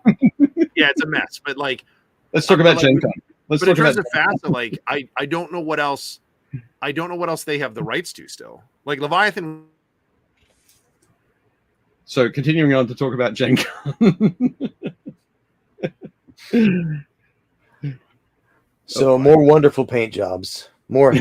It's an interesting Skeletor. I don't remember Skeletor having horns, but I think maybe the skull is. What about the rest of it? Does the rest of it look like Skeletor? I mean, if he didn't have a helmet, yes. I think this is just like a cool lich that someone painted to look like Skeletor.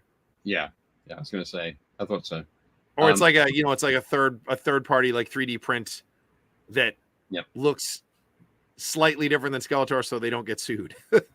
Yes, I love the Joker because it's that same style that it was cell shading. Yeah, like a cell shading thing. Cell shading kind of style, much like the stuff we saw at in the Simon booth at San Diego. Yeah, with like the fat lighting bands. Yeah. But it looks great. Very nice. Those are beautiful. I like that. And so this one was very cool. Yeah. Now, if anybody's been to Gen Con before last year, they recognize what's on the floor there. That's the actual pattern of the old carpet. Yep, so they tore the carpet up. Yeah. And there were a lot of people with that. There are companies that you can send a pattern or a graphic to, and they will make fabric with that pattern on it. So there were people with shirts and dresses in that pattern. So. No, thank you. Awesome. The best thing about this is I like the you need more dice booth 600. Like that's just that's a great poster. Yeah, if I had a penny for every dice seller in the place, I'd probably have 15 or 16 cents. So and some more dice. Yeah, that's gonna make some cool BattleTech terrain. Yep. Again, we're talking about things that are coming back, and HeroScape is back. Right. So Renegade's bringing it back. They've already got Wave 2s coming out, so announced. Yeah. So excellent. This looks like Jeff Hall did this. That's what this looks like. This is very much a Jeff Hall construction. It's Jeff didn't actually do this, but no, I know, but it just looks like something he would do. Was this like a crazy dungeon crawl race to the center thing? Of some sort, I would guess. I walked by, I saw it, I had to take a picture. It was just so cool because, again, I'm a terrain guy. I started out more of a terrain, focusing on terrain for quite a while, more than minis. So anytime I see epic terrain, and especially anything that takes up the center of the table, where people have the guts to load up the terrain and block off the table. And really just clutter it up. The middle of the table should not be. It should not be a picture frame, right? So just having anything that's just weird and sticky outy is really cool to me. Yeah, this looks great. Nice one. Awesome. So this was in the stadium as well. So this was the what was this? Was this the board game library? Yep. This was the board game library, 3,500 individual titles. Wow. So, and this is, I actually wrote a lot of this stuff down, but I forgot my notebook in the other room. Just on this table alone, you've got Root, Mansions of Madness. So like Mansions of Madness is one of the craziest games you can get. Root is like one of the best things of all time. And then at the other end of the table, Connect 4. Connect 4. Yep. That's a pretty broad spectrum right there. Yep. Oh yeah, and I'm like I said, I have a lot of things written down about this. I actually did a little bit of an interview with a couple of the ladies that were working there, and the one thing that sticks out in my mind, because I don't have my notes with me because I'm an amateur, is that they actually work with lending libraries. Okay. So there's an organization that they work with to get games into lending libraries. Great. So, Yeah, that was kind of neat. Awesome. That's great to see. And then I think in one of your final posts, Look at these two legends. Yeah, the best thing about conventions is always the friends you meet along the way. So, do you want to go through and talk about the different folks, or should we just do a quick sort of wrap up? We can do a quick wrap up because I'm sure there's people that want to see their minis from the group this week too. So, but we know these guys. This is James Wapple and Trevor, aka Armored Wolf, over on Twitch. Yep. So he makes the most amazing leatherwork dice bags, as you will attest to. Yep. So, yeah, nice. Mine are hanging up on the wall over there. No. Mine's right here. Always in frame. Always in range to stroke it. Fantastic. That's Pat from the painting phase. Yep. So if you watch the painting phase here on YouTube, Pat is there, and several other. They were there. I actually ran into them Wednesday during setup, so I just got to shake their hands real quick and tell them that I enjoy watching them, and I listen to them at work sometimes. So Cool. we chatted for a minute or two. Excellent. But yeah. So, and we know this guy. There we go. Yeah. But it looks like Adam is your older brother here. it kind of does, doesn't it? That's kind of feel. Well, like I said before, we're both white guys from the Midwest with glasses and beards, so we kind of all look the same. Awesome. Very cool. This is Brian. Is that right? Yeah, this is my chief, Brian Carnes he's the founder and CEO of Sea Dog Game Studios. He's the chief cook and bottle washer. He also designed the games and designs all the minis that go with the games. Cool. So, and then he says, "Hey man, can you paint about a half dozen thousand of these for me?" And I say, "Well, yeah, I guess so." So, excellent. But yeah. Timmy. Tim Tulin. You know him? Yeah, Tim's the best. See, so yeah, he was working with the Warcore demo team. That has been a big fan of Infinity and Corpus Belli. He's run a whole bunch of Infinity stuff at Adepticon and at Gencon. So awesome to see his photo there. Oh, there we go. There's Mike and Jeff. Mike and Jeff from What's New with Mike and Jeff. So we've had Jeff on the right there on the show many times. Look at Matthews holding up the card like he's like, oh, this is totally me. He doesn't look like he believes it. Yeah. I'm like, this is not the Jeff. This is Wish.com Jeff Smith. Yes. Yeah. Just a little dubious. That's awesome. And yeah, Mike Wilster on the left there. But we'll probably have John Matthews on later this year. We'll probably have a chat to him about that. But super cool. And of course, Kat and Caleb. They're the best. Them. I like how they're on display only. They are display only. Only displays. But no. They were so busy. I finally got their picture like that. I finally got it. Was just actually, here's the thing. So Adam was running the booth on Sunday morning, showing people how to paint and talking about the new Fanatics paint, and I was there just kind of hanging out, and they kind of came back they had an early morning meeting, I guess, and so they came back from that, and I said, I got to get this picture, you guys. Can we just take 2 seconds and get this picture? So, but they were so busy that it wasn't until Sunday morning at about 10:35 that I finally got their picture. Yeah, no, it's they were busier than a one-arm paper hanger, They're the best. They're so nice, and they're so down to earth. Like they were, I cannot say enough good things about them. They were so much fun to work with and hang out with at San Diego. So yeah. I got to meet them at Origins, and that was nice. We chatted. Origins was a little bit more laid back, so we were able to chat a little bit there. But yeah, they're the right people to represent that brand. They're personable and they love the hobby. So overall, you would recommend Gen Con to folks. Sure, absolutely. But I think you should educate yourself and know what you're going to go and see and have a plan, because if not, it can be very overwhelming. Right. So yeah. Anyway, have a bit of a schedule. Make sure you schedule in some time to just wander. Yeah. But Yeah, no, it's definitely important. And I think something I suggested to some folks after Adepticon, where they'd gone to Adepticon not knowing exactly what they were going to do, and they found themselves just wandering around the whole time. It was like, okay, well, think about what you like. What do you like? Do you like D&D? Do you like board games? Do you like miniature games of some kind?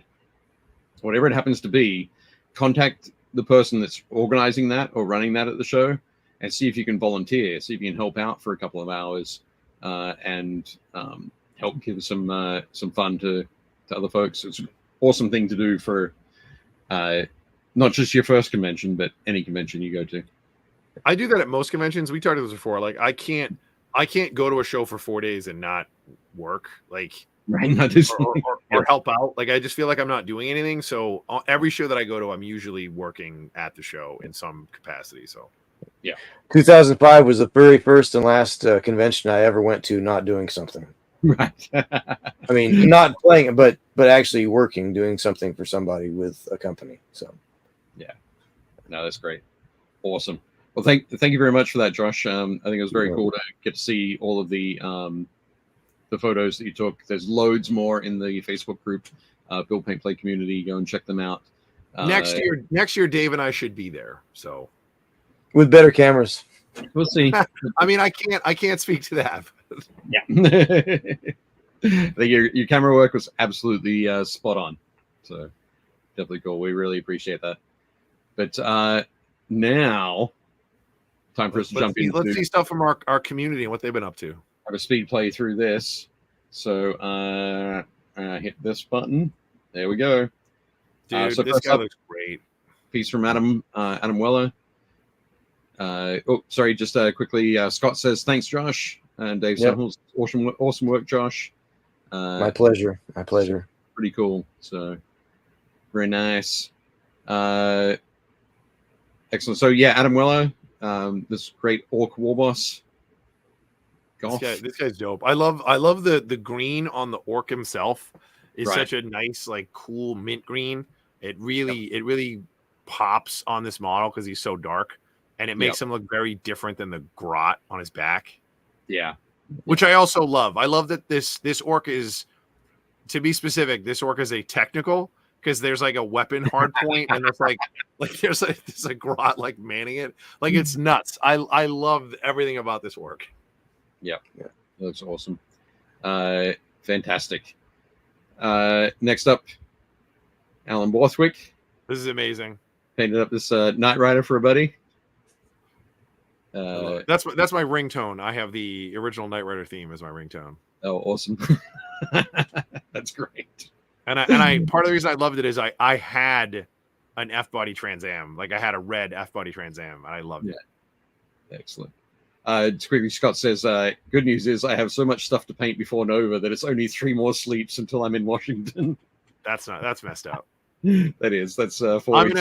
My goal is, I told Dave and Caleb this. I'm gonna see if I can knock out a squad of Deathwing in time for Nova. That's my goal. I'm gonna try to get them painted and put them into the competition. We look forward to that. Alan Borthwick also painted up these cool models. I think from he was saying these from Monster Fight Club, I think. I could be wrong. You'll have to let us know if you're still in the chat, Alan. But yeah, very cool work here. Yeah, they're cool. I don't think those are Monster Fight Club. I could be wrong, as I said. But yeah, I'm completely blanking right now. I don't know why. Those are cool. But anyway, yeah, looking good, Alan. Nice work. Amos painted up these Rat Ogres from the Skaven Tide box set. And they look really cool. Here we go. Going back. Sorry. So the purple one is from Monster Fight Club. CEO, and the Arbalest is from TT Combat's Carnival, which is set in sort of Renaissance Venice. Okay. But yeah, so one of the things I love here, particularly the wounds here on this Rat Ogre. Yeah, like the scratches. The slices, I think. Got that fresh blood ready to ooze out. But yeah, great work there, Amos. Look very cool. I love that basing scheme as well. Looks super cool. I always liked rat ogres. I think they're cool. And when I see desaturated colors on a model, I always look for a place where they've made the color pop. Right. So that green on his shoulder is that's really awesome. And then the red on the other shoulder, the other guy's shoulder, that brightness just kind of shines through. Yeah, indeed. Definitely. Here we go. So here are a couple of shots. Didn't get a chance to show them last week, but these are from the Baker family that we had fun with at San Diego Comic-Con. So some models from the Chamber of the Serpent Folk from Steamforged. Yeah, they're super cool. Yeah. She did such a great job with the gems. She was like, how do you paint gems? And I really quickly explained. I was like, you paint, 100%, then you do like 70%, then you do like 40%, then you do like 20%, then you do a dot on each corner. I was like, that's the easy way. And again, this was a basics class. And then I just kind of was walking around and she nailed it. Like all the gems on the snake on the right, they're super cool. I'd never done it before. I was like, those look awesome. Yep. No, very cool stuff to see. And yeah, they had a lot of fun with the some of the what do you call it? Marvel United. Marvel United. Yeah, so that's Sebastian Shaw on the left, that's Avalanche in the middle, and that's Luke Cage on the right. Yeah. Very cool. Yeah. Really wonderfully done. Thanks very much. So that's Mike Baker we had in the chat last week. Those are awesome. Yeah, looking very cool. Nice stuff. Excellent. Next up, so Chris Gorka painted up this Bad Batch for Legion, Star Wars Legion. And they look great. Yeah, these are awesome. I love the Bad Batch. Like they're so cool. I love Chris's style. Like you could have just shown me these and I'd have been like, these are Chris Gorka's. Like he has such a specific style. Yeah. Yeah. Yeah, I wasn't going to get into it, but somebody, there was a shop that was selling Legion. They were going to stop carrying it, so they were getting rid of their stock, and I may have bought a little bit of it. Okay. I like Legion. I think Shatterpoint was easier for me to like jump into. Right. Because they have the Bad Batch in Shatterpoint, and it's a little bit bigger. Everything's like 32 mil, and so it's skirmish game. So I was like, oh, I'm in. Yeah. I love pink horrors. I think horrors are amazing. They're like pinata chaos demons. You hit a pink horror, it turns into 2 blue horrors, and you hit a blue horror, it turns into 2 brimstone horrors. Yeah. Like amazing. Fantastic. But yeah, Chris has done an awesome job here, and again that little pop of the sort of fluorescent green and flames just really ties their it blue all. tongues. Their blue tongues are a nice touch too. Yeah. That deep sea blue. Yeah. They're so weird. Yep. Lovely work there, Chris. Chris painted up some Infinity. So this is an 012 group. Nice. Yeah, their models are cool. Yeah. Yeah, these look really nice. I also love the basing scheme on these, Chris. Nice. Like green. So you've got that wonderful sort of analogous scheme going across this. Yeah. The blue, green, and yellow. I also like the Jeff Smith would be proud. It's a cousin to the Tactical Rock, the tactical terrain. So they're all standing on like a weapon crate or a box or a pile of whatever. That always makes a nice silhouette for a model. So. Yep, for sure. Cool. Excellent. Nice. Scott said, love the new mini painters. Chris Gorka is good and prolific. His engine runs at about 0.5 Dave Taylors per minute. Yep, solid. Yep. I'd say 0.75, maybe 0.8. He's getting there. He's going to crush me soon. Dave Hummel. We're talking about Codex Imperial agents earlier. Been getting some stuff ready. So breaches, Navy breaches. The Navy breachers. He's assembled. Looking good. I love their like deep sea boots. That's the best part. Oh yeah. Yep. So you definitely know they're mag locked to the floor. John Steining's been painting up. So this is an African elephant, but it's as you said, like Jake said, that elephant's too small. Well, Yeah, it's a very specific subspecies of elephant that no longer exists. That was slightly smaller than a normal African elephant. yep. So made it easier for them to ride. But yeah, looking great. And again, Little Big Man Studios transfers on there. Those are cool. But beautiful work, John. Hank just jumped on. Oh yeah, hey Hank. What's Welcome up, Hank? Jonathan Hurtado, also from San Diego Comic Con. Had a lot of fun. So who's the character at the back with the Wolverine hair? So that's Feral. So Feral is essentially a cat lady.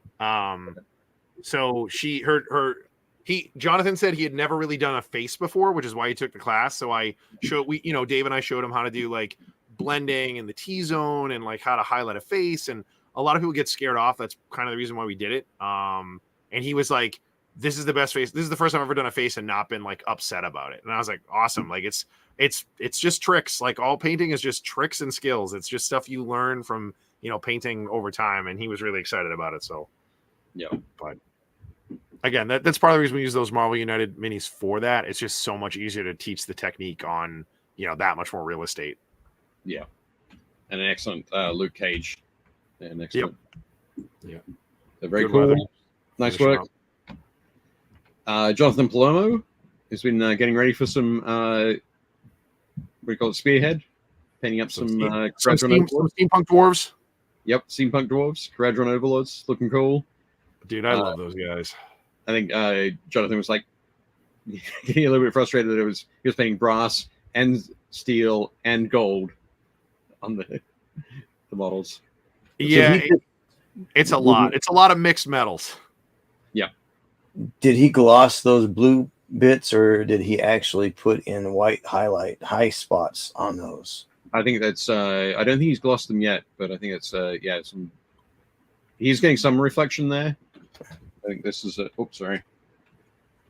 There we go. I think this is some like reflection of the overhead light. Yeah. But this is just painted on. I don't think doesn't look like he's got a gloss in there yet. It looks great. It looks great. Yeah. Yeah, they're super cool. Excellent work, Jonathan. Next up, Kelly Rowe. Nice Kingpin. Yeah. It's beautiful job there. I love that. I think my favorite thing about it is the shading and highlighting on the pants there. Yeah. So because he's such a big guy, he's going to be blocking a lot of light. So you're going to get shadows in here. You've got that lovely crease down the front. He did a great job shading the white on the jacket too, because otherwise he would just look like a blob. Right. Yep. Absolutely. But yeah, excellent work there, Kelly. Very nice. Good job. Nice one. Luis has Oh, finished my up favorite. the Minion Zephon. Dude, he's the man. So this is the Blood Angels 30K character, or Heresy character. But Luis did such a good job on this. Like he did like the marbling on the black shoulder pad, like all the little crackle stuff, and then the gold looks great. He did such a good job getting the layer and the levels on it. The flames on the jump pack are super cool. Right. Like inside the turbine, like the cowling. Yeah, like that's super cool. The way he edged the metal too on the intakes. Right. Like on the front side.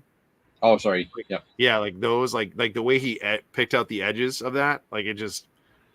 He's a fantastic model, anyways, and having a great painter like Luis like go to town on this is just awesome. Yeah, really nice stuff. Beautiful work, as Cal says, and Dave says, "Oh my damn, great job." Yeah, awesome. Oscar Sanchez again did some painting at San Diego Comic Con. The model on the right there is from Mercs, and we did a metallics class. He did that, and then the guy on the left, I think, is a Zombicide model from the Paint and Take. Yeah, I think you're right there. So that would have been his first and second models, but yeah. Very cool. Very good to see. Keep on trucking. Add some more models to your collection. This is it's a good start. 2 models down, hundreds to go. Thousands to go. One of the kids asked me the other day, how many models have you painted? And I was like, I don't want to think about it. It's I'm sure it's a crazy number. Yep. Indeed. So Patrick Keith, I think last week we saw halfway through this squad. Patrick has finished it off. Dude, they look great. Like the depth of color he has on the black and on the red is just so good. Yeah. Absolutely beautiful stuff. Awesome. Great work there, Patrick. Look forward to seeing more of the army. I think he's working on a Rhino next. So it's a great looking squad. I love all the sisters with the Prince Valiant cuts. They all have like the bangs and like the short bob. It's the best. Yeah. Definitely see a little bit of purple in those shadows. Nice blends, really nice blends on those robes. Super cool. Yeah. Definitely good. Nice work. Stephen Rita, sorry. Painting this up for his the Rogue Trader era game that he's going to be running at Slow Death Games Fest. I think it's some of the old Rogue Trader stuff. You're like, what? Yeah, pretty much. But no, I think Steven's done a great job on this one. Looking cool. And here's some HUD. So, apparently, one of these is from Mantic's Ratman. The guy in the white cap. Reckon? Okay. But the rest are from some 80s metal Skaven with a few accessories.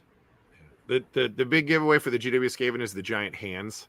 Right. Yeah. Like they all have the fists that are bigger than their heads. Like that's like a big GW giveaway. So definitely. But no, looking good there, Stephen. And I think finally we have Veronica Redmond. I think this might be Veronica's first post in the Facebook group. Yeah, super cool. And this is from the Skaventide box set as well, right? I think so. Yep, one of the new Stormcast Eternal models. Yeah, I think you can give her 2 different heads. I think. Right. Because I think in the box, she's wearing one of the the metal like the masks. Yeah, the helmet, death mask kind of thing. But yeah. Awesome work. Yeah, great work. She's got like the edging on like the cloth over her shoulder and on like the sheath for the dagger. And picked out some edge highlights and stuff, and there's some washes and stuff on the metal. Like great work. Excellent. Nice one, Veronica. Thanks for joining us and welcome. So awesome. Jonathan Palermo said, "Hey guys, busy night. Made it to the show. Just quickly. There we go. Yeah, we showed off your steampunk dwarves. Yeah, we already talked about them. You have to go back and watch the whole show to see what we said. Awesome. Thanks for joining us. Oh, sorry. Big cheese right there. There we go. So that's it for the Facebook community group, the Facebook group minis. Josh, thank you for joining us tonight. Next week we will be chatting with. Oh, dude, I'm so excited. We're chatting with Mark Gibbons. So Mark Gibbons, for those who don't know, was an artist for GW. Did a lot of work in 2nd and 3rd edition. Has worked for Blizzard. Has worked for Riot. Has done artwork for a game called Dark Deeds, and is working with Rookery Publishing, I think now. Does he have a magic card? Probably. I would be surprised if he didn't. I know a bunch of the other. I know like Kev Walker has some, and I know that I think some of the. I know some of the other GW artists have done some magic cards. So yeah, I don't know. I don't know if he has. I'll check. I think Carl and Steph Kapinski do. Yep. Yeah, they have. Yep. But yes, we'll be talking with Mark next week. So come in and join us. Super cool. But yeah, there we go. Josh, other side. Yes. There we go. Woohoo! Yeah, he moved us around. Yeah, hang on. Let me see if I can. There we go. There we go. Awesome. Josh, listen, thank you again so much for like, you know, doing the footwork and running around and getting photos and stuff, and being our reporter on the ground at Gen Con for us. It was really cool. Great stuff from the community. Like great work. Everybody keep up the hard work. You know, keep chipping away at stuff. Next week we'll show off some more stuff. I'll send some pictures of Dave of stuff I'm working on, and we'll have some stuff that Dave's actually working on. And we'll kind of go from there. Again, a huge shout out again to Steamforge for sending us the minis, and a huge shout out to Army Painter for, you know, sponsoring us as always. We appreciate it. If anybody has any questions, you can you know, come on live. We'll answer them live in the stream next week, or if you post them in the Facebook page, we'll also reply to them, or somebody from the community will too. All the links should be down below. Don't forget to like and subscribe. Tell your friends. You share us around. Hopefully, we'll get bigger so we can do more stuff as always. Dave, you got anything else? Yeah, just to mention, so Josh is going to be continuing to stream tonight through his Twitter right channel. after this. Right after this. So the link is down below. Go and check it out. Yeah, thanks once again, Josh. It was very cool to see all the photos and to feel like we were there at Gen Con.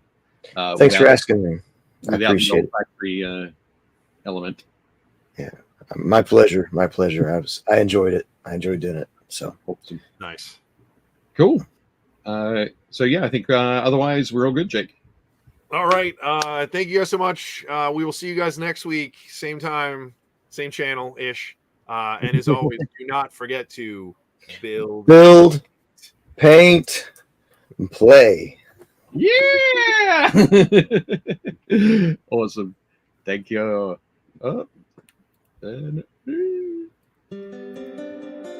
Shut up and sit down.